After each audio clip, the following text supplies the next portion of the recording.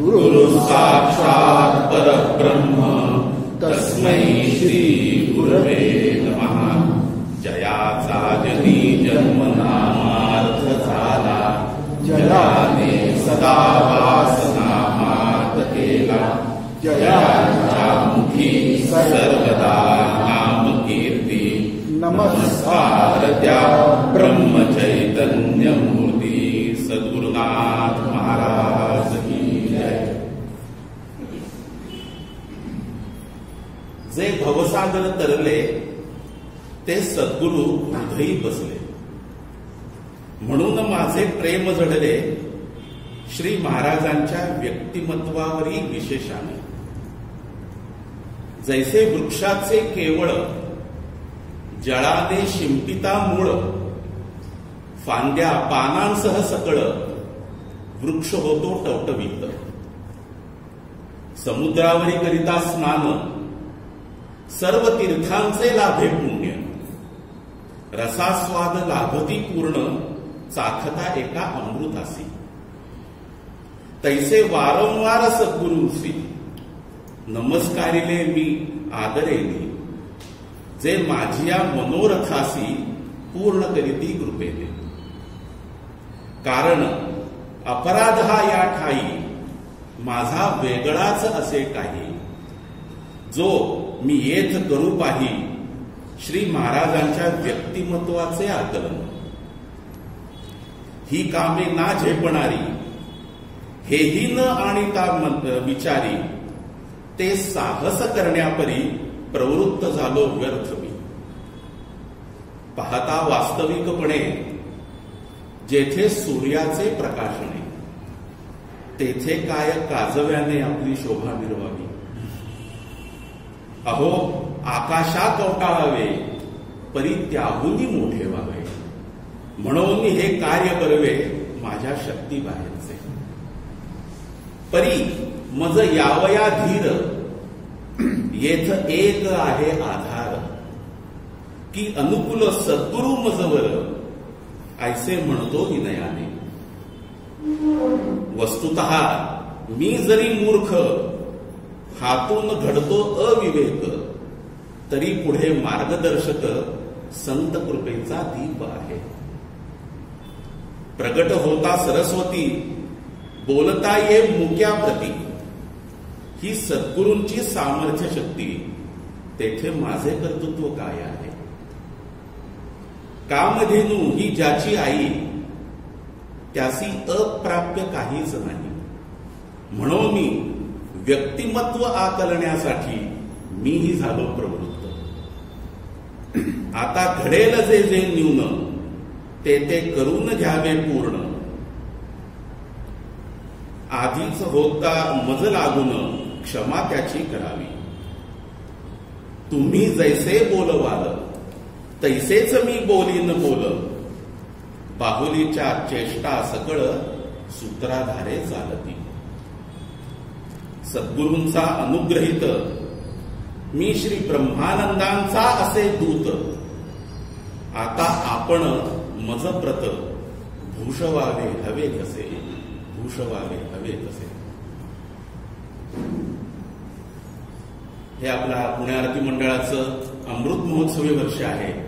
ते आपण सगळेच जण अत्यंत उत्साहाने आणि महाराजांना जे आवडतं ते नाम अत्यंत मनापासून घेऊन आपण हे वर्ष साजरं करीत आहोत. आषाढ महिना चालू आहे. गुरुपौर्णिमा आपल्या सगळ्याच साधकांच्या दृष्टिकोनातून त्या गुरुपौर्णिमेचं खूप महत्व आहे. चातुर्मासाला सुद्धा सुरुवात झालेली आहे.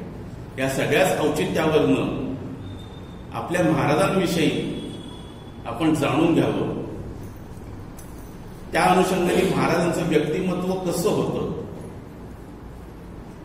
हे एक दृष्टिक्षेप आपण पुढे ठेवण्याचा मी प्रांजळ प्रयत्न करणार आहे. कसं असतं, तुम्ही ते कधी गेलात, फुलांचे ताटवे असतात बघा, सगळे असे गालीचे असतात. लाखो करोडो फुलं असतात. ते बघून आपलं मन किती सुखावतं. पण त्यातला माझ्यासारखा एक जण येतो, इथली 2 फुलं घेतो, इथली 2 फुलं घेतो, इथली 2 फुलं घेतो, त्याचा एक छान पुष्पगुच्छ बनवतो आणि तो आपल्या सद्गुरूंच्या चरणी अर्पण करतो. तसं आपल्या महाराजांचं व्यक्तिमत्व अथांग आहे, अनंत आहे, शब्दातीत आहे. पण ते कुठेतरी शब्दबद्ध करण्यासाठी पूज्य बाबांनी जे चरित्र लिहिलेलं आहे त्या चरित्राचा आधार घेऊन आपल्या समोर पुन्हा तो चित्रपट आपल्या डोळ्यासमोर उभा करावा. या अनुषंगाने मी आज तुमच्या समोर उभा आहे. मी तो चित्रपट पुन्हा तुमच्या डोळ्यासमोर उभा करावा असं का म्हणतो? कारण मला पूर्ण खात्री आहे आणि तुम्हाला सुद्धा खात्री आहे की आज आपण महाराजांच्या इतके सहवासात आहोत, म्हणजे महाराज देहात असताना सुद्धा किडामुंगीच्या रूपात का होईना आपल्याला महाराजांचा स्पर्श झालेला आहे. आपण महाराजांचं ते वैभव, ते ऐश्वर, ते व्यक्तिमत्व आपण बघितलेलं आहे. म्हणून मी तुम्हाला असं म्हणलं की तोच चित्रपट मी तुम्हाला पुन्हा डोळ्यासमोर आणतो. एखाद्या सत्पुरुषाचं व्यक्तिमत्वाचा जेव्हा आपण विचार करत असतो त्यामध्ये प्रामुख्याने 2-3 गोष्टी विचारात घ्याव्या लागतात. सगळ्यात पहिली प्रमुख गोष्ट म्हणजे तो सत्पुरुष ज्या कुळात, ज्या घराण्यात जन्माला आलेला आहे त्या घराण्याचा मागोवा, इतिहास बघावा लागतो. त्या सत्पुरुषाचं बालपण आपल्याला विचारात घ्यावं लागतं. खरं म्हणजे याची काही गरज नसते, पण आपल्यासारख्या लोकांकडे, ज्यांच्याकडे देहबुद्धीचं प्राबल्य जास्त आहे, अशा लोकांचे विचार हे देहबुद्धीला धरूनच असतात. हा काय एक महान गायक आहे म्हणजे त्याचा मुलगा काय, तो गायक असणारच, त्यात नवीन काय. तसं जे घराणं खूप सच्शील असतं, ज्या घराण्यामध्ये पूर्वीपासून परमार्थ रूपरेषा असते, पंढरीची वारी करण्याची प्रथा असते, त्या घराण्यात असा सत्पुरुष जन्माला येणे स्वाभाविकच आहे. हे आपल्याला कुठेतरी तर्काला पटतं. म्हणून आपल्याला त्या घराण्याचा मागोवा घ्यायची थोडी गरज असते. दुसरी गोष्ट म्हणजे त्या सत्पुरुषांनी बालपणी केलेल्या काही लीला असतात त्याचं वर्णन करावं लागतं. म्हणजे ते कुठेतरी आपल्या जीवनाशी मिळतं जुळतं आहे का याचा माणूस कुठेतरी सारासार विचार करावा लागतो. आणि तिसरी अत्यंत महत्वाची गोष्ट की जी सत्पुरुषांना अभिप्रेत असते की मनुष्य जन्मात आल्यानंतर साधनेचे जर का आपण कष्ट केले तर आपण सुद्धा आत्मज्ञान, ब्रह्मज्ञान प्राप्त करू शकतो. हे जगाला दाखवण्यासाठी सत्पुरुष, त्यांचा जन्म, त्यांच्या बालक्रीडा ज्या काय असतात हे सगळं आपण अभ्यासायचं असतं. तिसरी महत्वाची गोष्ट म्हणजे एखाद्या सत्पुरुषाचं व्यक्तिमत्व बघत असताना ते व्यक्तिमत्व, त्याचं चालणं, बोलणं, हे खाणं पिणं हे तर असतंच, पण त्या व्यक्तिमत्वाचा, त्या व्यक्तीचा स्वभाव, त्यांचे गुण काय आहेत याचा सुद्धा विचार करावा लागतो. कारण तो त्या व्यक्तीशी निगडीत असतो. एक पोल पुढे जाऊन जर का सांगायचं झालं तर महाराजांचे व्यक्तिमत्व आपण अगदी स्थूल मनाने 2 भागात विभागणी करू शकतो. एक म्हणजे बाह्य रंग आणि दुसरं म्हणजे अंतरंग. या दोन्हीचा साकल्याने विचार केला तर तो सत्पुरुष, तो संत, तो महात्मा, तो महर्षी काय होता, त्यांनी काय कार्य केलं हे आपल्याला आकलन होण्याला मदत होते. या दोन्हीच्या अनुषंगाने सर्वप्रथम मी तुम्हाला महाराजांचं व्यक्तिमत्व कसं होतं याची डोळ्यापुढे तुमच्या रूपरेषा उभी करतो.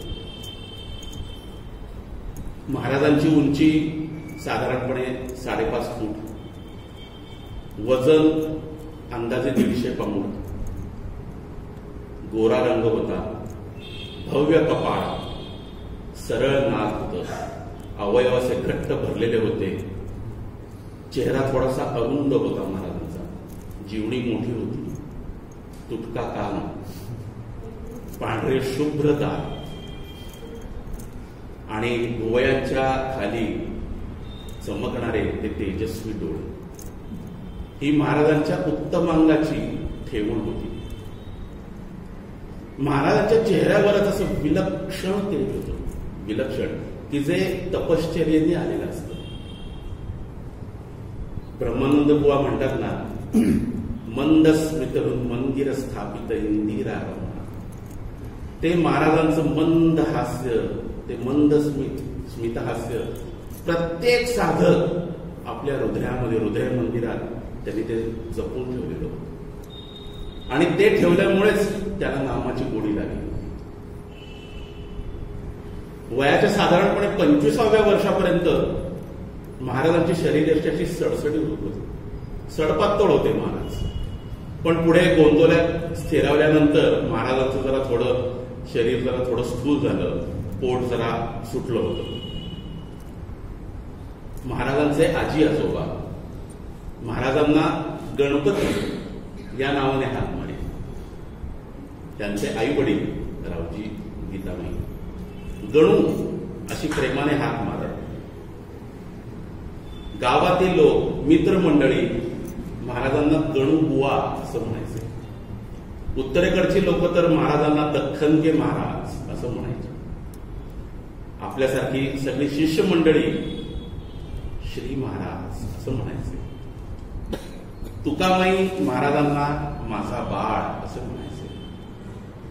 आणि महाराज स्वतः ब्रह्मचैतन्य बुवा रामदासी अशी स्वतःची स्वाक्षरी करीत असत.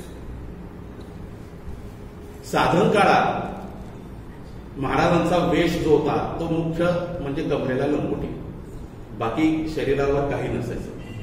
पण पुढे पुढे जेव्हा ते गोंदवल्यात राहायला आले, मग कफनी, खरगोल, गणेश टोपी, छाटी, कमरेला पितांबर, धोतर किंवा पंचागुंडळी, बऱ्याचदा डोक्याला सुद्धा महाराज एक मोठा रुमाल किंवा पंचागुंडळीत असत.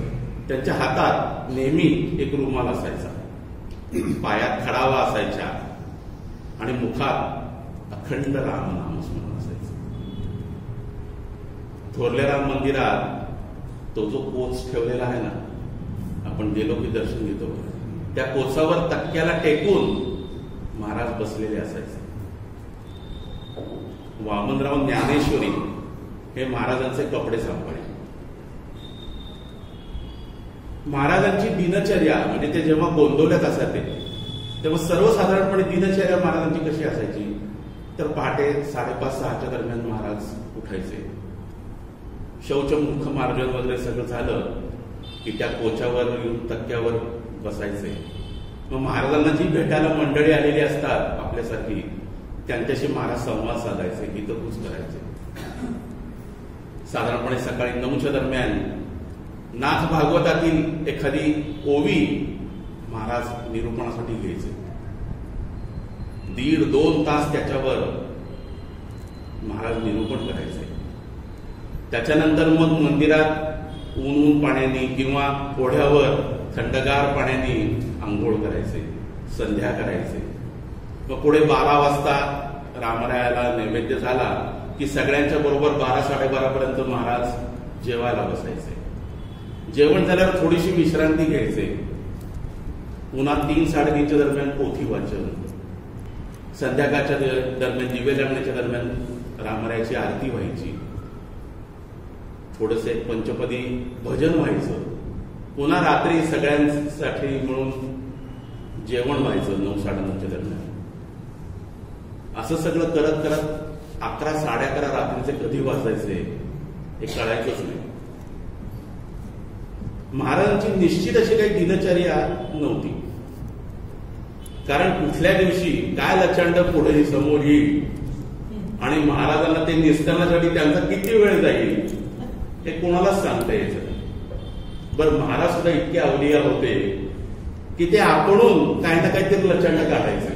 मग ते निस्तारण्यात त्यांचा इतका वेळ जायचा, त्याच्यामुळे महाराजांची दिनचर्या निश्चित अशी नव्हती. त्याच्यामुळे एका अंगाने विचार केला तर महाराजांची दिनचर्या सांगणं अगदी सोपं आहे, पण दुसऱ्या अंगाने विचार केला तर ते सांगणं खूप अवघड आहे. कारण महाराजांनी कधी कोणाचा अभ्यास केला नाही. रात्री 11-11:30 नंतर सुद्धा जर का कोणाला खासगीमध्ये महाराजांना काही शंका विचारायची असतील की ज्या 4 लोकात आपण विचारू शकत नाही असं त्यांना वाटत असेल, तर महाराज त्याच्यासाठी त्यांना वेळ द्यायचे.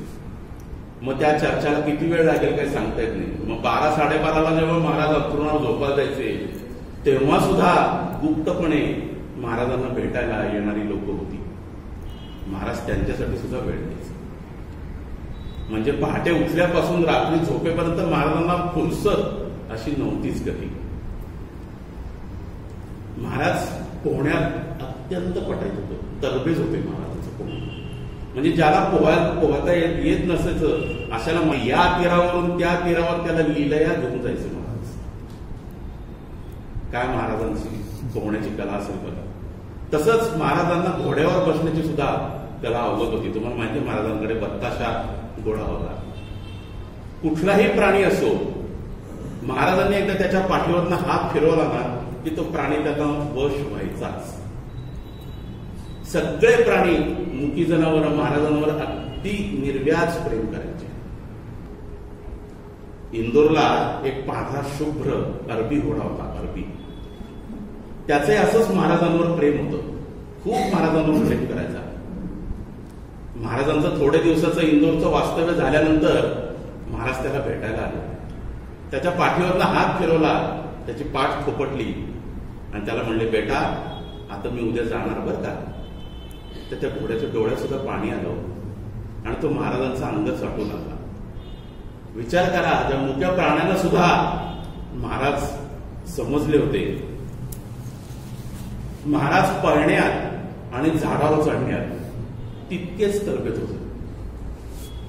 शरीर जरी थोडं स्थूल झालेलं असलं, अगदी वयाच्या 60व्या वर्षी सुद्धा महाराज जर का पळू लागले तर त्यांच्या बरोबरीनं बाकीच्या लोकांना पळताना दमछाक व्हायची. इतकं महाराजांचं पळणं असायचं. झाडाला सुद्धा झर झर झर झर चढायचे आणि झर झर झर झर उतरायचे. सूर्यनमस्कार, दंड बैठका, खो खो, आटापाट्या महाराज अगदी लीलया करायचे. समर्थांचंच अवतार होते. त्याच्यामुळे सूर्यनमस्काराची त्यांना पहिल्यापासूनच आवड होती. सूर्यनमस्कार, दंड बैठका करण्याची. महाराजांचं चालणं सुद्धा भरभरत होतं. म्हणजे आपण जसे सर्वसामान्य चालतो त्यांच्यापेक्षा त्यांची चाल. मला असं वाटतं की जनरली बहुतांश सत्पुरुषांची चाल, आपण गजानन महाराज बघा किंवा तुम्ही शिर्डीचे साईबाबा बघा, आपले महाराज, सगळ्यांची चाल जरा थोडीशी फास्टच होती. महाराजांचं सुद्धा चालणं भरभर असायचं. थोडंसं शरीरयष्टी अशी काय म्हणतात पाळसदार असल्यामुळे महाराजांचं चालणं ते असं डौलदार दिसायचं. महाराज येत आहे असं लोक म्हणायचे. त्यांची चालण्यात तो एक काय म्हणतो ना, ते ऐश्वर्य होतं महाराजांच्या चालण्यात. अगदी वयाच्या 60-65व्या वर्षी सुद्धा जेव्हा ते काशीला वगैरे गेले होते तेव्हा सुद्धा पायात खडावा असताना सुद्धा ते काशीचा 150-200 पायऱ्यांचा घाट असं झट झट झट झट चढून जायचे आणि उतरायचे तेवढेच. एकंदरीत महाराजांची राहण्याची ढब ही जरी गरिबीची असली तरी त्यात दैन्यपणा कधीच नव्हता, उदासीनता अशी कधीच नव्हती. त्यांच्या चेहऱ्यावर अखंड समाधान, तृप्ती ही दिसायची. थंडी, ऊन, पाऊस, वारा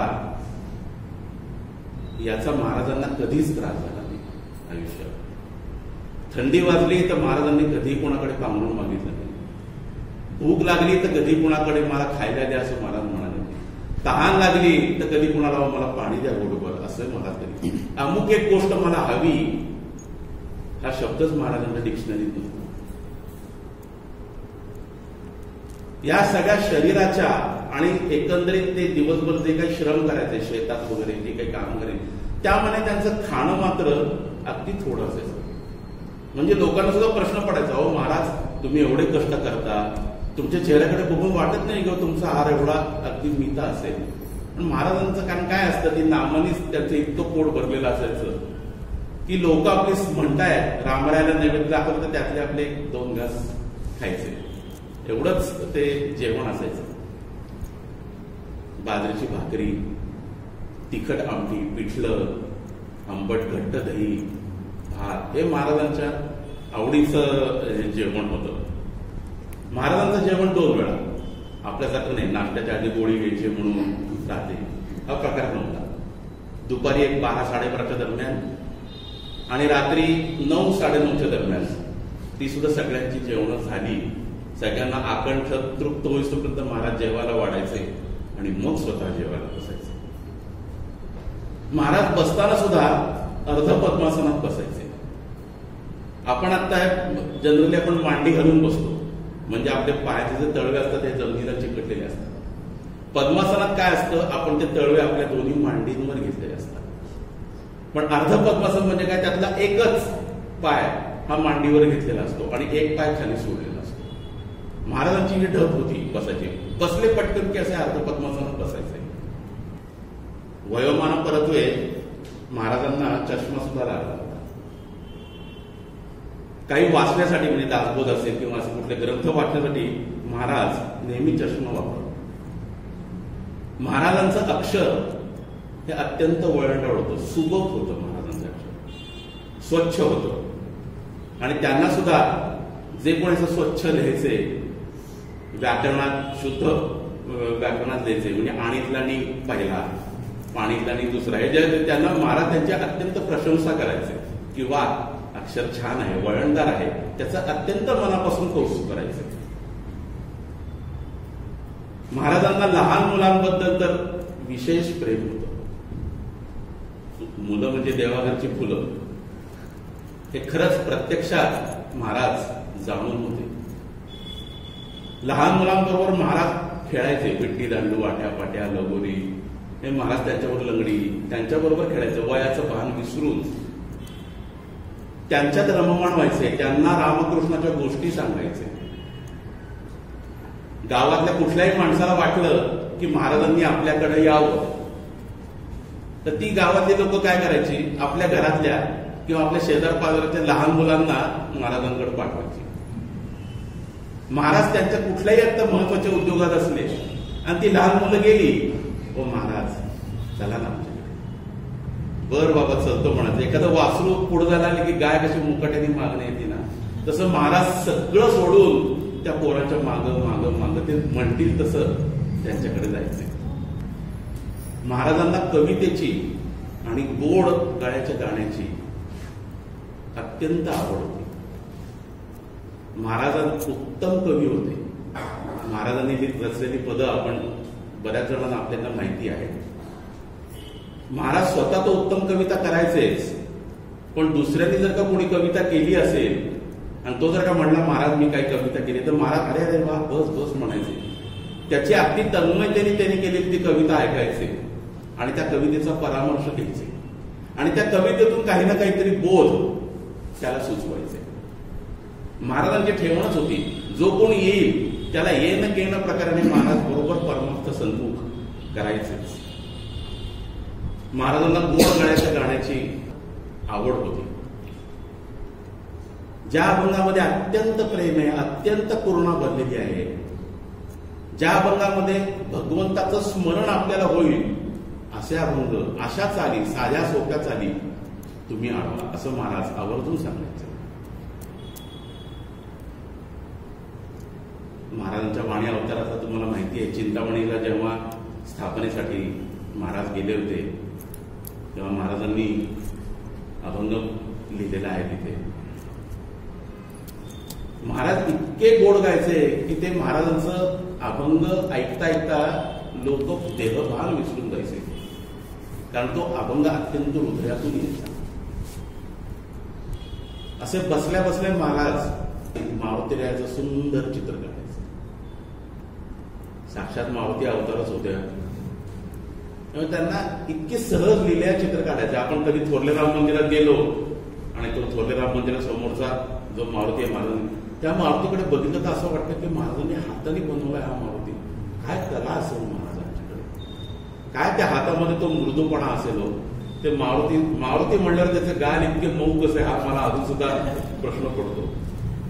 पण त्यात इतकं प्रेम भरलेलं आहे की दासांचा एक दास असा तो मारुती आहे. नुसताच दास मारुती नाही, दासांचाही दास असा तो मारुती आहे, कारण तो दीनदासांनी केलेला मारुती आहे.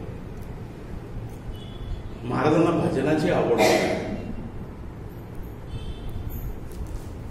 रोज एखादं तरी भजन महाराजांना रामरायापुढे व्हायचंच. तुम्हाला गिरवीतली तर माहिती आहे, महाराजांनी भजन गिरवीतल्या मंडळींना भजन हे केलं होतं. ती लोक अजूनही पायी येतात गोंदवल्याला आणि भजन सेवा करतात. महाराजांना शहरात राहण्यापेक्षा खेड्यात राहणं आवडायचं.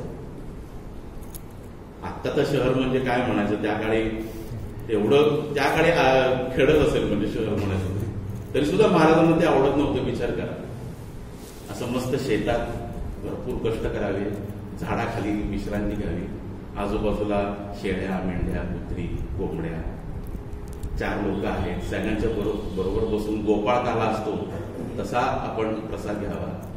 ते जे जीवन होतं ते महाराजांना जास्त आवडायचं. महाराजांना श्रीमंतापेक्षा सुद्धा गरीब जास्त आवडायचा. कारण महाराजांचा विचार असा होता की श्रीमंत माणूस हा श्रीमंत राहण्यासाठी भगवंतापेक्षा पैशाकडेच त्याचा ओढा जास्त असतो, किंवा भगवंतावर प्रेम करण्यापेक्षा त्याचं पैशावर प्रेम जास्त असतं. आणि गरीब त्याला कायम उद्याची विवंचना असते, उद्याचा दिवस कसा जाईल, त्याच्यामुळे आपसूक त्याच्या मुखात भगवंताचं नाव येत असतं. त्याच्यामुळे महाराजांना श्रीमंतापेक्षा गरीब आवडायचा. तसेच विद्वानांपेक्षा अडाणी आवडायचा महाराजांना. कारण विद्वान माणूस असला की तर्काने विचार खूप करणार, अनेक शंका उपस्थित करणार. त्यापेक्षा अडाणी माणूस असतो ना, तुकाराम महाराज म्हणायचे ना, चाले हे शरीर कोणाची या सत्ते, कोण बोलवी ते हरी. सगळं परमार्थाचं सार एका कडव्यात महाराजांनी सांगितलं. अक्षरशः वाती वळणाऱ्या बायका परमार्थ साधून गेल्या आणि महान विद्वान पंडित जे होते ते तिचेच उपेक्षा, त्याची चिकित्सा करत राहिले. म्हणून महाराजांना विद्वानापेक्षा अडाणी आवडायचा. आपल्यासारख्या सगळ्या कुटुंबामध्ये वावरत असताना महाराजांचं निरीक्षण असायचं. नवरा बायकोमध्ये, आई वडील आणि मुलांमध्ये, भावा बहिणींमध्ये जर का अत्यंत निष्कपट प्रेम दिसलं त्यांना कुठल्या घरात, तर महाराजांना त्यांचं विशेष प्रेम वाटायचं. महाराज त्यांचं विशेष कौतुक करायचं.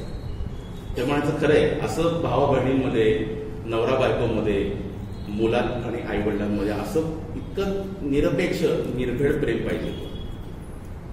महाराज तर म्हणायचे की असं एकमेकावर प्रेम करायला तुम्ही आवर्जून शिका, कारण भगवंतावर प्रेम करण्याची ती पहिली पायरी आहे. तुम्ही जर का तुमच्याच घरातल्या माणसांवर प्रेम करू शकत नसाल तर तुम्ही भगवंतावर प्रेम कसं करणार? महाराज आवर्जून लोकांना सांगायचे. तसं महाराजांचं हे सारं जे व्यक्तिमत्व ना, जे मी तुम्हाला आता बाह्य आणि अंतरंगात दोन्हीच्या अनुषंगाने सांगतोय, ते सारं व्यक्तिमत्व त्यांच्या त्या चमकदार डोळ्यामध्ये आणि त्यांच्या वाणीमध्ये एकवटलेलं होतं. महाराज म्हणायचे ना, अरे तुमच्या बोलण्यामध्ये नाही, तुमच्या पाहण्यामध्ये सुद्धा प्रेम असावं. हे प्रत्यक्ष महाराजांच्या सहवासात राहिलेल्यांनी महाराजांकडे बघून अनुभवलेलं होतं. आपण उगाच त्यांना दया सिंधू म्हणत नाही किंवा महाराजांना आपण गुरु माऊली म्हणत नाही. त्यांच्या नुसत्या बोलण्यात त्यांचं म्हणजे आपण वाणी आविष्कारात आपण बघितलेलं आहे. महाराजांच्या वाणीवर इतकं प्रभुत्व होतं, भगवंताच्या ईश्वराचा आधार होता त्या वाणीला. त्याच्यामुळे त्या वाणीतून जे स्फुरण यायचं, त्यांच्या मुखातून जे शब्द पडायचे ते अगदी सरळ समोरच्या माणसाचा काळजाचाच ठाव घ्यायचे. त्याच्यामुळे महाराजां जेव्हा कीर्तनाला निरूपणाला महाराज उभे राहायचे तेव्हा महाराजांचं बोलणं अगदी लहान मुलापासून ते वयोवृद्ध माणसापासून सगळ्यांना समजायचं. आणि महाराज वारकरी असतील, रामदासी असतील, व्यापारी असतील, इंग्रजी शिकणारे तरुणी असतील, सनातनी असतील, पंडित असतील, शास्त्री असतील, डॉक्टर असतील किंवा इंजिनियर असतील, जे कोणी त्यांच्या क्षेत्रातील लोक असतील त्यांच्याशी निगडीत असलेले संदर्भ घेऊन महाराज त्यांच्याशी बोलायचे. त्याच्यामुळे एखादा मुद्दा स्पष्ट करताना महाराज त्यांच्या आपण काय म्हणतो त्यांच्या स्वभावातले महाराज दृष्टांत द्यायचे. आणि त्यामुळे महाराज काय सांगतात ते त्यांना लगेच समजायचं आणि ते महाराजांवर अत्यंतिक प्रेम करून लागायचे. माणसांना गोंजाळून वळवण्याची जशी महाराजांकडे कला होती तशीच एखादा जर का वांड मनुष्य भेटला तर त्याला त्याच्याच भाषेत खडसावून जागेवर आणण्याची कला सुद्धा माणसांकडे महाराजांकडे होती. जी वाणी भगवंताला वाहिलेली होती, म्हणजे व्यक्तिमत्व कसं असतं बघा, जी वाणी भगवंताला वाहिलेली होती अशा वाणीने गोंजाळून ते माणसांना परमार्थ समजून आणायचे. पण एखाद्या द्वाड माणसाला महाराज एकदा बोलू लागले, पूज्य बाबा सांगायचे ना की एक शिवी दिलेली पुन्हा वापरायची नाही. काय असेल विचार करा. व्यक्तिमत्वाची किती दोन टोकं महाराज एका क्षणात दाखवू शकायचे. तुम्हाला तो सगळा प्रसंग माहिती आहे ना, नळावरती भांडणं झाली ती पटायची मावशी याची, भाऊसाहेब आले, मग महाराज तिथे मध्ये पडले, महाराजांनी लगेच कासोटा खोचला, तेही भांडण सुरुवात. भाऊसाहेब बिचारे काय हो, एका गोपीने जसं प्रेम केलं भगवंतावर तसं महाराजांवर प्रेम केलेले भाऊसाहेब. तुम्ही जरा, भाऊसाहेब म्हणले महाराजांना की महाराज तुम्ही आम्ही बघतो.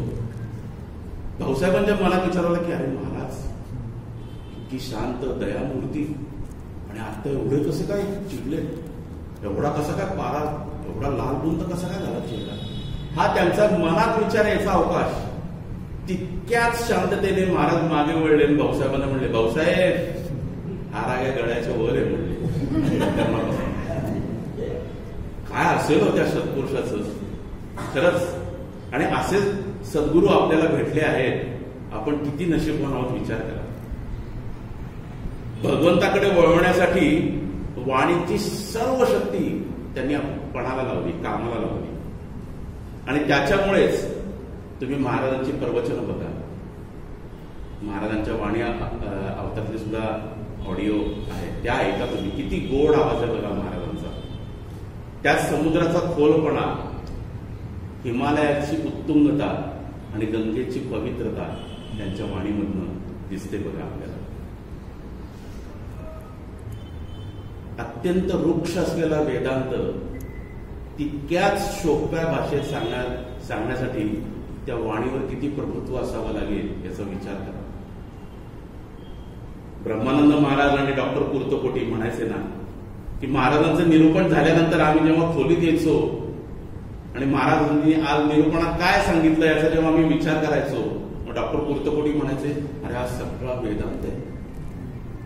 हा म्हणजे ज्यांनी कधी आयुष्यात ज्ञानेश्वरी वाचली नाही, ज्यांना दाभोद वाचायला सवड नव्हती, वेळ नव्हता, ती लोक नारद भक्तिसूत्र, शांकर भाष्य, विवेक चूडामणी हे कधी वाचलं. पण त्यात जे इति गुह्यतमं शास्त्र ते जे लिहिलेलं होतं ते महाराज अत्यंत साध्या सोप्या रसाळवाणी मुलांना समजेल अशा भाषेत त्यांच्या कलाकारांनी त्यांना समजेल अशी उदाहरणं देऊन सांगायचं.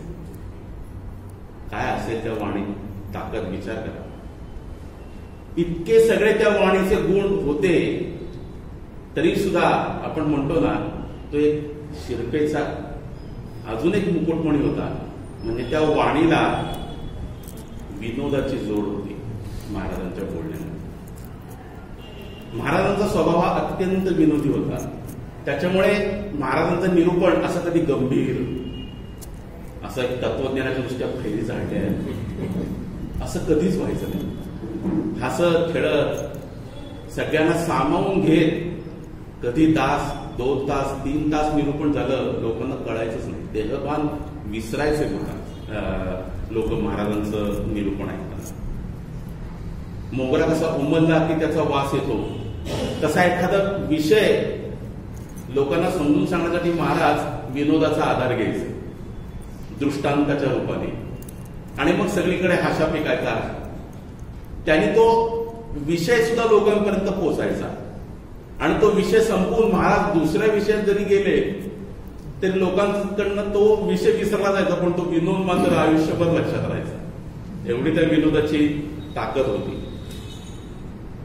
आणि ते स्वाभाविकच विनोदाचा आधार घेणं, कारण माणसांच्या मध्ये असलेले जे दोष आहेत, जे भगवंताच्या भक्तीच्या आड येत आहेत, असे दोष बाजूला काढण्याचंच तर मेन काम सत्पुरुषांचं, संतांचं असतं. आणि ते दोष तर बाजूला काढायचे आणि कोणाचं अंतःकरण तर मात्र दुखवायचं नाही. म्हणजे आपल्या पायात काटा घुसलाय पण वेदना न होता तो काटा काढायचा आहे. किती अवघड काम असेल बघा. आणि अशासाठी अगदी हटकून महाराज विनोदाचा वापर करायचे. आणि तो विनोद करताना महाराजांचं अलोट बुद्धी चातुर्य आणि निरीक्षण सामर्थ्य हे महाराजांना दिसायचं. महाराजांचं आपल्याला लक्षात येतं. प्रत्यक्ष अनुभव घेऊन आणि शास्त्राला सोडून महाराज कधीही काहीही बोलले नाही. जे काय त्याचा स्वतः अनुभव घेतला. तुका म्हणे चाखोनी सांगे मज अनुभव आहे. या उक्तीप्रमाणे उगच वेदांत सांगितलं नाही, महाराजांनी तो स्वतः बसवला होता. आणि म्हणूनच षटशास्त्री असलेल्या ब्रह्मानंद बुवांनी आपलं विद्येचं गाठोडं महाराजांच्या पायी अर्पण केलं. अरे मी म्हणतोय मी एवढा षटशास्त्री, एवढा विद्वान पंडित, पण महाराज त्यांच्याशी जेव्हा ते कूट प्रश्न त्यांनी महाराजांना विचारले, त्यातनं महाराजांनी जेव्हा उत्तर दिली तेव्हा लक्षात आलं की हा सत्पुरुष सगळा वेदांत कोळून प्यायलेला आणि इतका गहन, इतका वृक्ष वेदांत इतक्या सोप्या भाषेत सांगणं म्हणजे त्या वेदांतावर किती चिंतन, किती मनन केलेलं असेल. तुकाराम महाराज म्हणायचं ना, वेदाचा तो अर्थ आमासीच ठावा, इतरांनी व्हावा भार माझा. महाराज तसे होते. त्याच्यामुळे काय व्हायचं, साधे साधे महाराज जे वाक्य बोलायचे ना,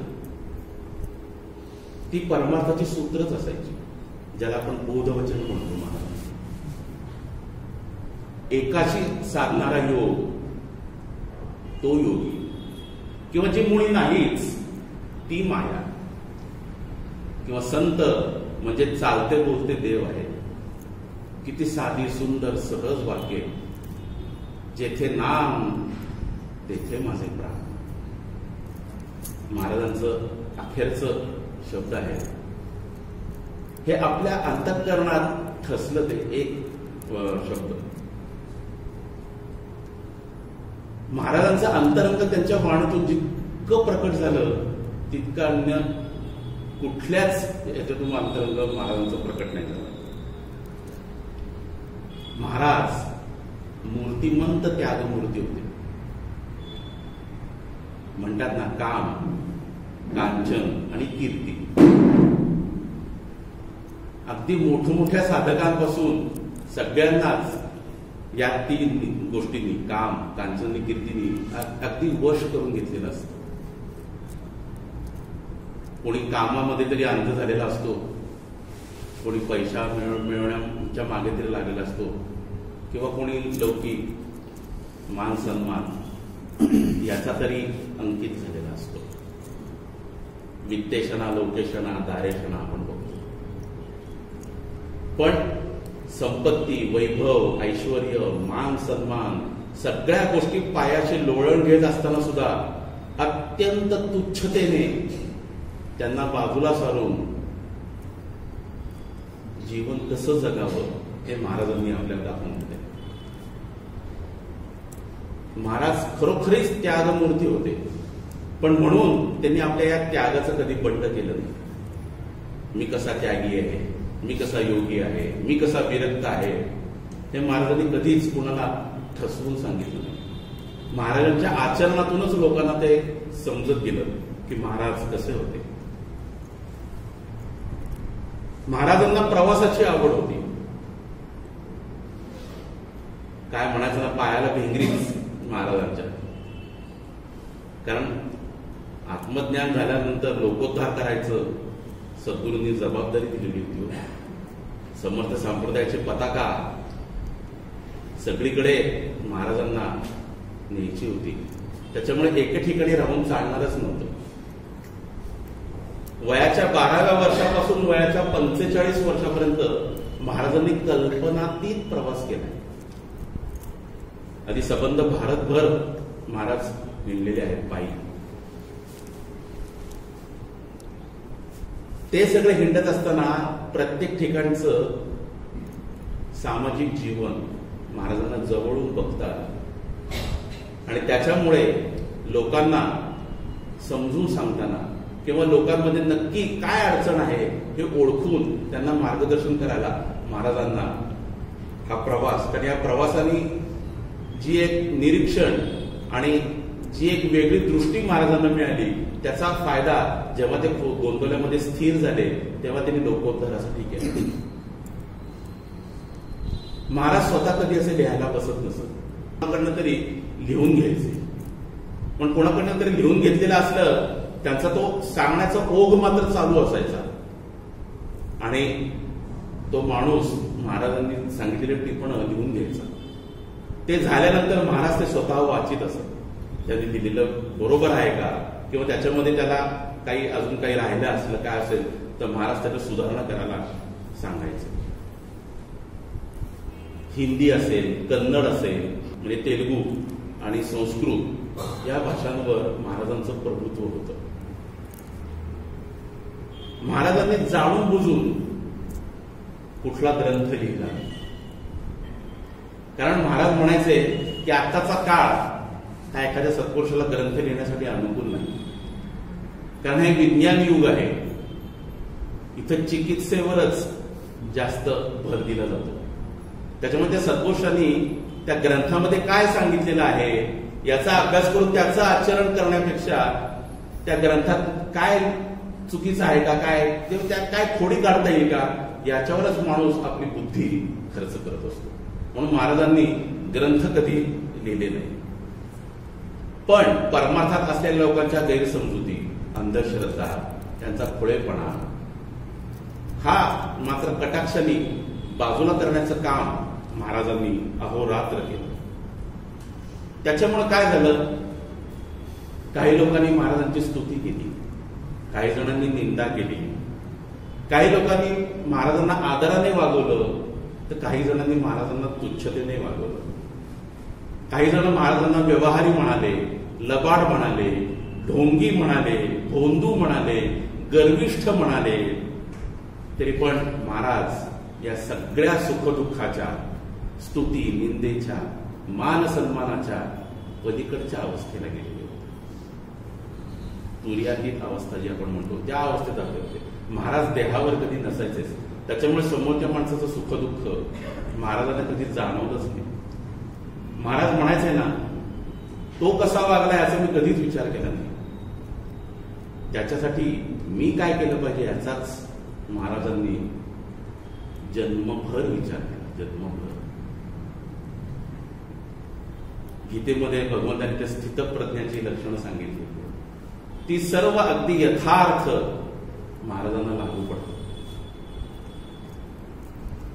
स्त्रियांबद्दल महाराजांना विशेष आदर होता, विशेष. आपला धर्म स्त्रियांनीच टिकून ठेवला आहे. नीतिधर्माचं आचरण हे पुरुषांपेक्षा स्त्रियाच जास्त करतात. काही नाही तर संध्याकाळी देवाजवळ एक दुधाची वाटी स्त्रीच ठेवते. पुरुष मंडळींना काय तेवढी सुद्धा फुरसत नसते. स्त्रिया म्हणजे परस्त्री माते समान तर होतीच, पण लहान मुलीपासून वयोवृद्ध स्त्रियांपर्यंत सगळ्यांचा आदर महाराज करायचे.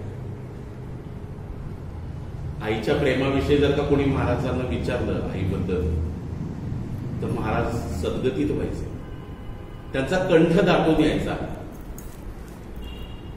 आईबद्दल काय बोलू म्हणायचं. महाराज म्हणायचे आंबा आहे ना म्हणजे झाड आंब्याचं दाखणार म्हणायचं. काय एका वाक्यात आईचं वर्णन केलंय. म्हणजे त्या माऊलीने किती नाम घेतलं असेल विचार करा. साक्षात परब्रह्म परमात्मा ज्यांच्या उदरी यावा, काय असेल योग्यता त्या माऊलीची. म्हणून म्हणलं हे व्यक्तिमत्व घडवण्यासाठी जर मी तुम्हाला पहिल्यांदा म्हणलं, घराण्याचा थोडासा आपल्याला विचार करावा लागतो. किंवा सत्पुरुष सुद्धा असं घराणा बघून मुद्दामून जन्माला येतात, कारण ते आपल्या देहबुद्धीला डायजेस्ट होतं. तुम्हाला जसं म्हणलं तसं हा गायक आहे ना, मग काय याचा मुलगा गाणं गाणं त्यात काही विशेष आहे. तसं रुद्रोपंतांपासून यांच्याकडे पांडुरंगाची सेवा करणे, लिंगोपंत दरवर्षी वारीला जात आहेत, त्यांना जेव्हा शक्य झालं नाही तेव्हा साक्षात पांडुरंगाने दृष्टांत दिला, मळ्यामध्ये मी आहे म्हणून. मग सगळ्यांना माहिती आहे असा पांडुरंग जिथे आलेला आहे त्या घरात महाराज जन्माला येणे हे स्वाभाविकच आहे. आपल्या देहबुद्धीला ते पटतं. म्हणून व्यक्तिमत्वाचा विचार करताना त्यांच्या घराण्याचा सुद्धा थोडाफार आपल्याला विचार करावा लागतो. गुरुत्व येण्यासाठी ही जी काही सगळी लक्षणं आहेत ना, ही सगळी महाराजांच्या ठाई होतीच. एक गुरु व्हावा या सगळ्या विश्वाचा एवढी ताकद महाराजांच्या मध्ये होती. पण काय लीनता असेल हो महाराजांची. एवढं सामर्थ्य असून सुद्धा महाराजांनी आपल्या शिष्यांमध्ये आपल्या शिष्यांना रामरूपच पाहिलं. हा माझा खालचा आहे, आता मला याचा उद्धार करायचा आहे, भावना त्यांनी कधी शिरलीच नाही. काय नजर असेल विचार करा सत्पुरुषाचे. त्यांचं म्हणणं काय असायचं की जो जन्माला आलाय मनुष्य जातीमध्ये त्याच्याकडे भगवंतानी एक तरी गुण असा दिलेलाच आहे की त्या गुणाचा आधार घेऊन तो भगवंताची प्राप्ती करून घेऊ शकतो, भगवत दर्शन करू शकतो, आत्मज्ञान होऊ शकतो. असा कोणता ना कोणता तरी एक गुण हा प्रत्येकामध्ये आहेच, असा दृढ विश्वास महाराजांना होता. मग महाराज काय करायचे, त्याचा तो गुण हेरायचे आणि तो फुलवायचे आणि त्या मार्गे त्याला परमार्थाला लावायचे. महाराज म्हणायचे ना, कारण इतकी लोकांचे इतके नाना तराव, रोज भांडणं, रोज कटकटी, रोज हाणामाऱ्या, इतकं सगळं असून सुद्धा श्वास आणि नाम एक बरोबर चाललेलं होतं महाराजांचं. महाराज म्हणायचे, अरे अशा लोकांना मी जर का जवळ केलं नाही तरी बाहेर एकमेकांचे खून पाडतील. अशा लोकांना वृत्ती पालट हा परमार्थ आहे. महाराजांनी अशा लोकांना जवळ केलं आणि त्यांना नामाला लावलं. हे केवढं समाजकार्य आहे विचार करा. प्रापंचिक संत होते महाराज आणि दिवसेंदिवस हा व्याप वाढत चालला होता आणि महाराजांची कीर्ती सर्वदूर पसरत होती. महाराजांनी राम मंदिराची स्थापना केली होती. ब्रह्मानंद महाराज, आनंद सागर, पूर्तकोटी, भाऊसाहेब यांच्यासारखे सत्शिष्य निर्माण झाले होते. इतका सगळा प्रापंचिक व्याप महाराजांचा वाढला होता, पण तो व्याप सांभाळायची ताकद सुद्धा महाराजांच्या मध्ये होती. मी आता हे माझ्या आवाक्या बाहेर गेलेला आहे, मग आता हे तुम्ही बघा, आता हे तुम्ही बघा, आता माझ्याच्याने होत नाही. महाराजांकडनं कधीच एवढा सगळा व्याप सांभाळण्याची ताकद महाराजांच्या मध्ये होती. कुलकर्णी पण होता, तुम्हाला सगळ्यांना माहिती आहे. व्यवहार सांभाळावे लागायचे. इतकं सगळं असून सुद्धा महाराज कधीही कोणाचे मिंदे झाले नाही. एक पैशासाठी सुद्धा महाराजांनी कधीही कुणापुढे हात पसरला नाही. वर्गणी कधी महाराजांनी गोळा केली नाही. जे होतंय ते रामरायाच्या इच्छेने होतंय, करता राम ही भावना महाराजांची होती. त्याच्यामुळे खिशात दमडी नसताना सुद्धा हजारोनी पंक्ती उठत होत्या. हे कसं गणित जमत असेल ना, लोक अवाक व्हायची. तो दुष्काळ पडला होता, तुम्हाला सगळ्यांना माहिती आहे. तो औंधचा राजा बघायला आला, अरे कोण इथे एवढा श्रीमंत माणूस आहे की जो रोज एवढी जेवणामुळे जातो. ब्रह्मानंद बुवांचं सुद्धा तुम्हाला माहिती आहे ना, जेव्हा त्यांनी पंचपद सोडलं तेव्हा गणपतरावांना म्हणाले, तू काळजी करू नकोस. कारण गणपतरावांना काळजी लागली. ते म्हणजे ब्रह्मानंद बुवा तुम्ही नाही इथे, आता महाराजांचा पुण्यतिथी उत्सव कसा साजरा करायचा, तेवढं सगळ्या गोष्टी पैशाची येतात. ते म्हणजे तू कसं काळजी करतो, ही घे माझ्याकडची असलेली अक्षय पिशवी, ती ब्रह्मानंद बुवाने दिली आहे, तिच्या अजून कोठीपूजन दिवस होतो. आता तू कसली काळजी करतोयस, साक्षात लक्ष्मी आहे. तरी म्हणायचं नाही, आमची देहबुद्धी आहे, तुम्हाला चालतं, एवढी लोक कशी येणार आहे, सगळं कसं करणार. ब्रह्मानंद बुवा म्हणले तू काळजी करू नको, या कोठीवर मी सत्तारूपाने बसेन म्हणले. आणि जग जरी लोटलं तर मी त्यांना सार भाकर तरी कमी पडू देणार. असे शिष्य महाराजांनी बनवले होते. म्हणजे महाराजांची योग्यता काय असेल विचार करा. अन्नपूर्णा प्रसन्न होती महाराजांवर आणि म्हणूनच हे शक्य होतं. गोंधळात असलेली कित्येक कुटुंब सर्वार्थाने महाराजांवर अवलंबून होती. अगदी कपड्या लागत्यापासून खाण्यापिण्यापर्यंत सर्वार्थाने. पण इतक्या लोकांचं मी पोशिंदा आहे ही भावना किंवा हा विचार महाराजांना कधी शिवलाच नाही. किती निरपेक्ष भावनेने राहावं, जगावं महाराजांनी आपल्याला दाखवून दिलंय बघा. ज्याला अगदी खरोखर मनापासून म्हणू आपण भगवंत व्हावा, आपलासा व्हावा असं ज्याला वाटलं ना त्याला गोंधळात स्थान मिळालं आणि मिळालं. मग तो कुठल्याही जातीचा असो, कुठल्याही पंथाचा असो, कुठल्याही धर्माचा असो, कुठेही राहणार असो. म्हणून बघा महाराजांचे आपण काय म्हणू, शिष्य भक्त म्हणू देशा परदेशात येतो.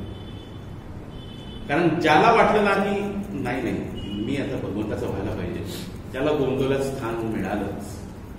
महाराजांनी ते मिळवून दिलं, अजूनही मिळवून देतात. मी देह आहे, आता इसेन्स आला बरं का. मी देह आहे या कल्पनेचा त्याग करून मी आनंदरूप ब्रह्म आहे अशी साक्षात अनुभूती ज्याला येते ना त्याला सत्पुरुष म्हणायचं. महाराज म्हणले की तुम्ही ज्याला महाराज महाराज म्हणतात ना, स्वतःच्या देहाकडे हात करत म्हणले, अहो तुम्ही ज्याला महाराज महाराज म्हणतात ना तो मुळात म्हणजे मी नाहीच. कृष्णशास्त्रींना एकदा महाराज म्हणाले की तुम्ही ब्रह्म ब्रह्म म्हणतात तेच नाम आहे म्हणले आणि मी नामरूप आहे म्हणजे मी साक्षात परब्रह्म आहे. हे महाराजांनी कसं खुबीने सांगितलं बघा. त्यांच्या हयातीत त्यांच्या आतील अवस्थेची कल्पना फार थोड्या लोकांना आहे. महाराज खरंच कसे आहेत. महाराज म्हणायचे ना की मला थोडंफार जर का कोणी ओळखलं असेल तर ते ब्रह्मानंद. कारण काय झालं की गणुबुवा म्हणण्यातच त्यांचं सगळं आयुष्य गेलं. खरंय हो, काय सांगायचं. साक्षात परमात्मा आपल्या समोर आहे, नांदतोय आपल्या समोर. आयुष्याचं सोनं करून घ्यायची वेळ होती.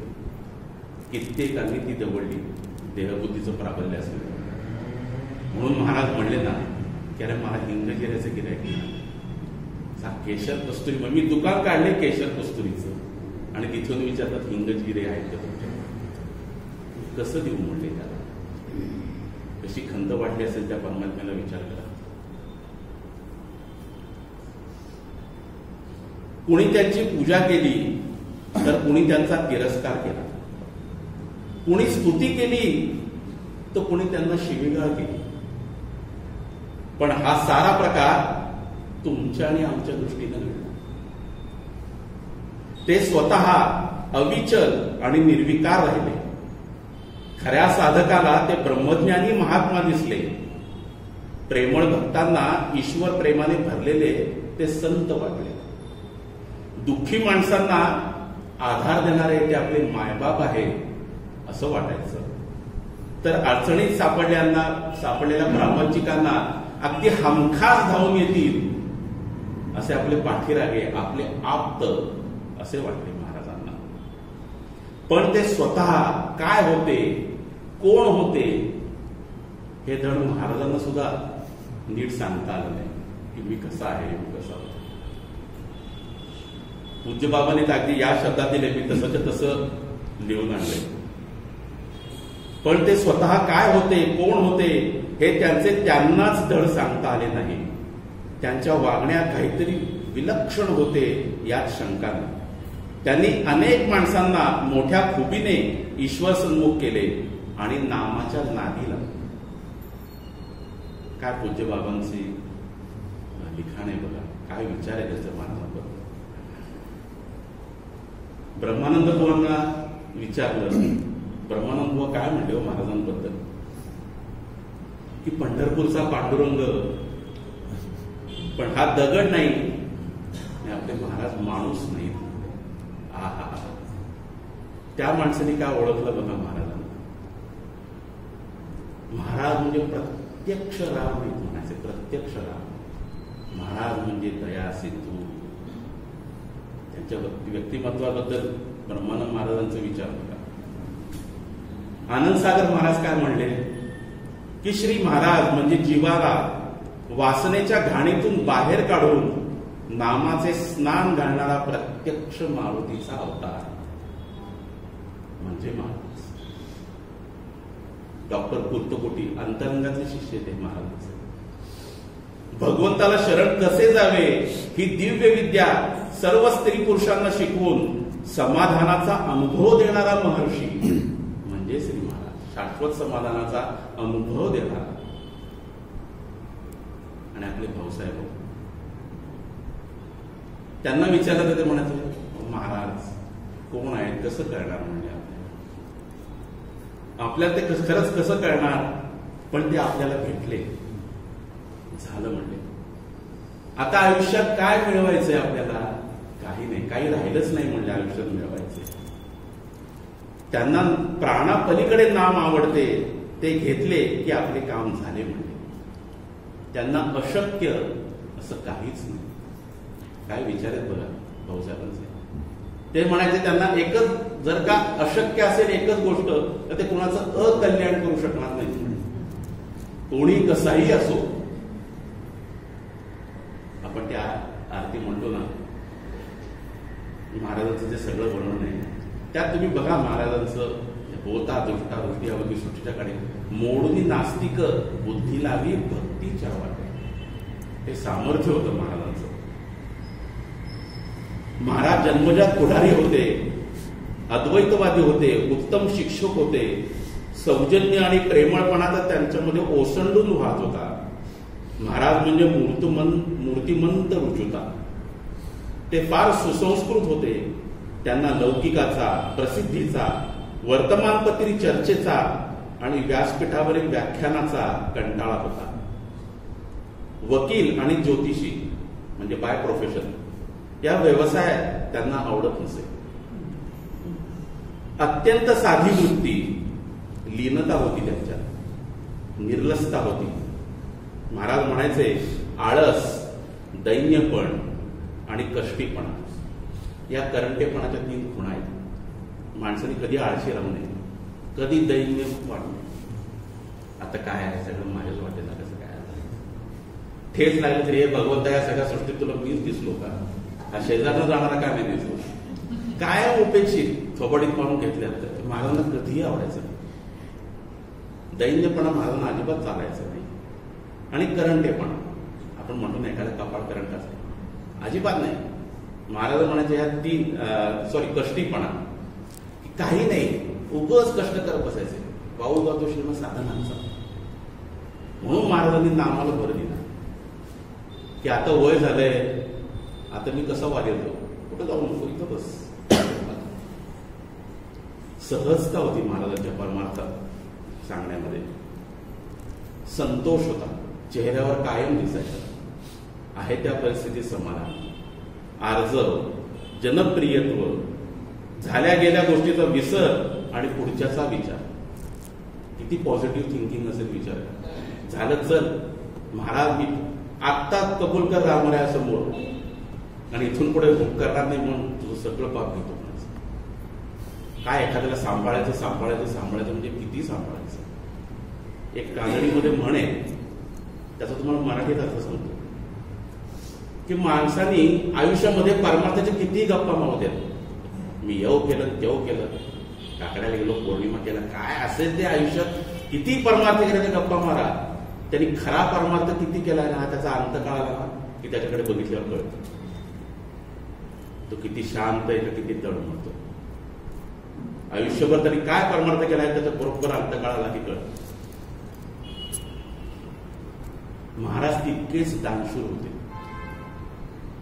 मला माहिती ना, आई म्हणली काशीला गेले होते, अरे तू एवढा मला घेऊन आला, मला लोकांना काहीतरी दान द्यावं, दे की म्हणले.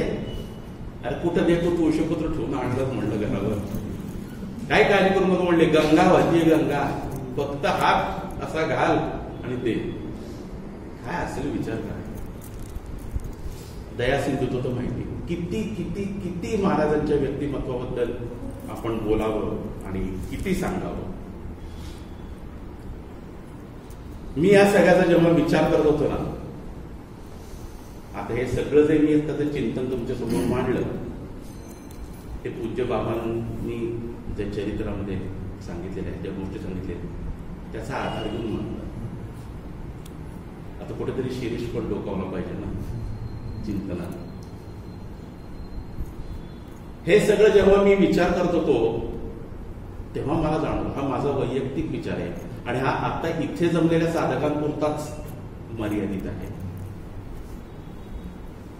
आता मी जे तुम्हाला सांगितलं अगदी महाराजांची उंची 5.5 फूट होती, वजन 150 पाऊंड होतं, इथपासून जे मी तुम्हाला आता शेवटपर्यंत सांगितलं, हे सगळं बघा तुम्हाला पटतंय का? कारण मी 1-2 महिने या विचारावर घालवले. हे सगळं महाराजांच्या देहाशी आणि महाराजांच्या वाणीरूप अवताराशी निगडीत आहे.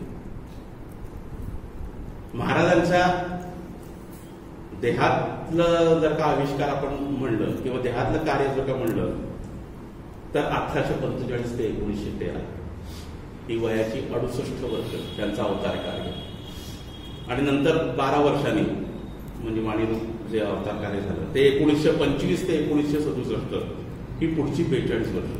असं 110 वर्षाचं महाराजांचं जे अवतार कार्य या भूतलावर आपल्यासाठी झालं. आता मी हे जे काही सगळं बोललो ना, हे सगळं फक्त आणि फक्त त्याच्याशीच निगडीत होतं. Am I right? Then what about today?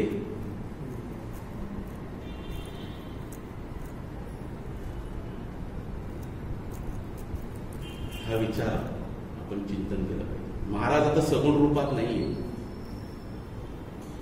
मग मी महाराज माझ्या बरोबर आहेत तर कुठल्या गावाने का परमार्थाची ज्या काही परमार्थ करायला लागताना काही 4 गोष्टी करायच्या असतात, तसं काय झालं की महाराज आहेत करून घेतात.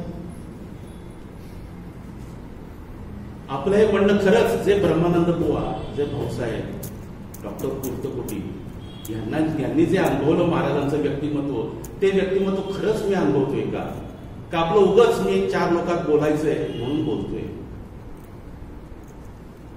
आज माझ्या जीवनात महाराज कुठे आहे?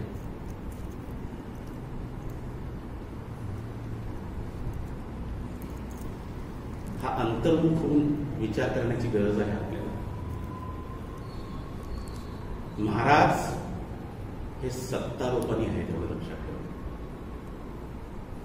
महाराज सगुणात नाही, महाराज आपल्या बरोबर आहेतच.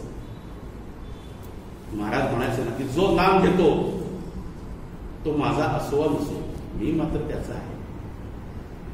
आणि महाराज हे आपल्या बरोबर आहेतच, पण जेथे जातो तेथे तू माझा सांगाती, की जशी तुकाराम महाराजांनी अनुभूती घेतली, ती अनुभूती आपण खरंच घेतो का आपण नुसत्याच तोंडच्या गप्पा करतो? हे जे सगळं व्यक्तिमत्व, आता इथे 4 लोक बसलेली आहेत, यातनं एखादी व्यक्ती कोण आपण लगेच दाखवू शकतो, ही व्यक्ती म्हणजे ही, किंवा हे महाराज होते, हे ब्रह्मानंद बुवा, हे भाऊसाहेब होते, हे कुर्तकोटी होते, हे आपण दाखवू शकतो कारण ते देहात होते. आता महाराज कुठे आहे? पूज्य बाबा आपण म्हणायचे ना की महाराज म्हणले की जेथे नाम तेथे माझे प्राण. आपण दिवसाकडे जितका वेळ नाम घेतो तितका वेळच आपण महाराजांना आपल्या हृदयात जिवंत ठेवत असतो. स्पिरिच्युअली डेथ पूज्य बाबा म्हणायचे. आज आपल्या जीवनात महाराज सत्तारूपाने आहेत हे आपण कधी म्हणू शकतो?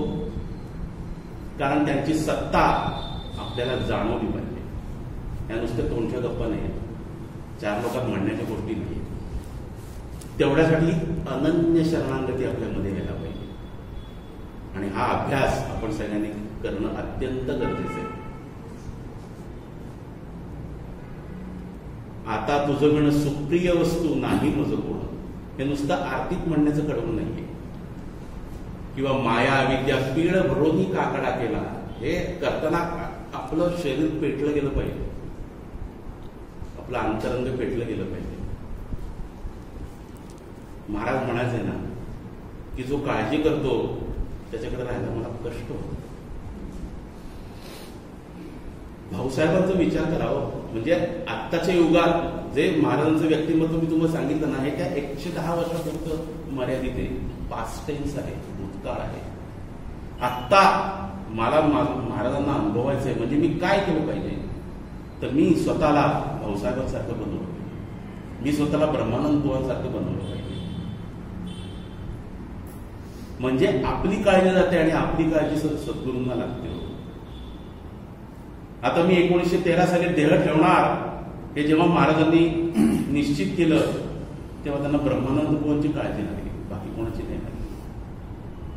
की अरे माझ्यानंतर आता अजून पुढचं 5 वर्ष माझं लेकरू कसं राहील, म्हणून पुढे 5 वर्ष पुरतील एवढी वस्त्र महाराजांनी देऊ केली. भाऊसाहेब त्यांच्या मुलीचं लग्न महाराजांच्या सांगण्यामधूनच झालं होतं. तिची सासू त्या मुलीला इतकी मारायची. भाऊसाहेबांच्या पत्नी भाऊंना म्हणायच्या, भाऊ जरा जावं, जरा बघा आपल्या मुलीला कसं करतात. भाऊसाहेब शांत असायचं का. महाराजांनी तिचं लग्न ठरवलं ना, महाराज कुणाचं कल्याण कसं करतील म्हणायचं. आहे आपली ताकद एवढी विचारांची समजून घ्यायची. नाही आपल्याजवळ महाराज म्हणायचं मला यायचं तुमच्याकडे, पण तुम्ही दारच लावून घेता, मग मी येऊ तरी कसा. आपल्याला महाराजांना अनुभवायचंय. अंतकाळी महाराज तुम्ही माझ्या उशाशी बसा, हे जर का वास्तवात आणायचं असेल ना, तर आजपासून या क्षणापासून आपण आपले विचार बदलणं अत्यंत गरजेचं आहे. महाराज आहेतच आपल्याला सांभाळायला. सकल जीवांचा करी तू उद्धार, तुझं मोक कधी जायचे नाही. महाराजांनी इतक्यांचा हे केला आहे. अजूनही किती व्याप वाढतोय बघा. म्हणजे महाराज देहात असताना जेवढी माणसं जोडली नसतील त्याच्या कित्येक पटीने महाराजांनी आता माणसं जोडलेली आहेत. महाराजांचं ऐश्वर, महाराजांचं वैभव, महाराजांचं दया सिंधुत्व, महाराजांचा दानशूरपणा हा कित्येक पटीनं वाढलेला आहे. आपण बघतोय या गुरुपौर्णिमेला 40-50 हजार लोक महाराजांकडे दर्शनाला आले होते. एवढं सगळं असताना सुद्धा महाराजांचं आपल्याकडे लक्ष आहे. मग आपण महाराजांकडे नको का लक्ष ठेवा. आणि ते लक्षात आणण्यासाठीच हा अमृत महोत्सव आपल्या आयुष्यात टर्निंग पॉइंट, यू टर्न घेणारा ठरावा ही महाराजांकडे आपण सगळ्यांनी मागणं मागूया असं म्हणून. कारण मी माझ्या अगदी आवडतीचा वाक्य आहे असं आपण म्हणू, जी पुढे जाते ती धारा असते, तिचा स्वभावच असतो पुढे वाहत, पण जी उलटी फिरते ती राधा होते. स्वस्वरूपाकडे जायचं. तसं आता झालं, इतकी वर्ष झाली, मग कोणाची 10 वर्ष असतील, कोणाची 40 वर्ष असतील, कोणाची 80 वर्ष झालं, जे झालं ते आता इथून पुढे नाही. हा मनात जर का भाव जागृत आला ना, तर महाराज सत्तारूपाने आपल्याला दिसतील. जिथे तिथे महाराजांचा हात आपल्याला जाणवेल.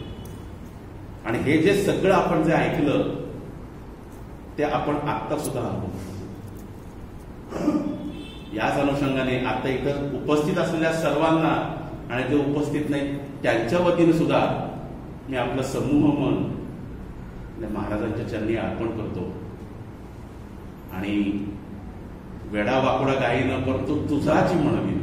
असं महाराज आम्ही कसेही असू, आम्हाला तुम्ही थोडे काय म्हणतात तसे 2 झापडा द्या, प्रेमाने जवळ घ्या, काही करा, पण आम्हाला आपलं म्हणा आणि ते नामाचं प्रेम द्या. आपण जप करताना सुद्धा 1 तास झाला म्हणजे 30 माळा झाल्या, 1 तास झाला म्हणजे 25, हा हिशोब ठेवू नका. अत्यंत सावकाश जप केला तरी चालेल. त्या जपात तुम्ही स्वतःला विसरायला शिका. माऊली म्हणायची ना, टाळ बदलून दक्षिणेकडे आम्ही जातो उत्तरेकडे. ती अवस्था आपल्याला आपल्या आयुष्यात आणायची. नाहीतर मग पुनरपी जननम, पुनरपी मरणम, पुनरपी जननी जठरेश्वर, हेच चालू आहे. याची देही, कारण मुक्ती ही गोष्ट अशी आहे की याची देही याची डोळा ती अनुभवायची. मेल्यानंतर मुक्ती मिळत नाही. मेल्यानंतर मिळते ती गती त्याच्या प्रारब्ध. या जन्मात याची देही याची डोळा आपण महाराजांना सगुण रूपात महाराजांचं दर्शन घ्यायचंय. एवढे एकच उद्दिष्ट आपल्या आयुष्यात ठेवू. प्रपंचाची काळजी सोडून देऊ. महाराज म्हणले ना, तुम्ही तुमचा प्रपंच माझ्या हाती द्या, मी तो तुमच्या कल्पनेपेक्षाही चांगला. पण आपण तो देत आणि तिथंच फरक पडायला सुरुवात होतो. या व्यक्तिमत्वाचा सगळ्यांनी चिंतन मनन करा. हे वर्ष महाराज आपल्याला द्यायला बसले, अमृत हस्ताने द्यायला बसले. अशी कोणी म्हणतो ना, चाळ घेऊन जाऊ नका त्यांच्यासमोर. ते जे देतील ते आपल्याला आयुष्याचं नक्कीच कल्याणाचं असेल. एवढं मी सांगतो. आपल्या सर्वांच्या वतीनं महाराजांना अत्यंत आदराने विनयपूर्वक नमस्कार करतो आणि माझं आजचं विचार चिंतन इथे थांबवतो.